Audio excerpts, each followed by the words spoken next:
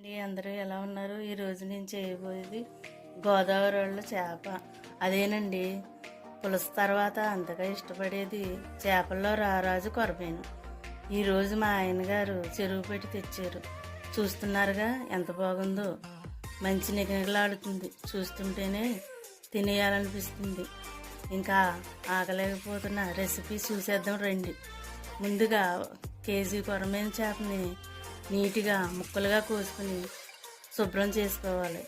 ఇప్పుడు అన్నిటికన్నా ముఖ్యం ఈ రెసిపీలో మసాలా. ఇక్కడ మీకు ఇంకో సీక్రెట్ ఏంటంటే చేప కన్నా కూడా మసాలా ముఖ్యం.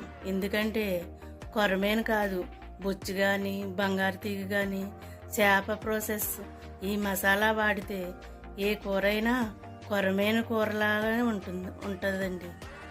అదే వీడియోలో చూపిస్తున్నవి నీట్గా మసాలా ఆడుకోవాలి.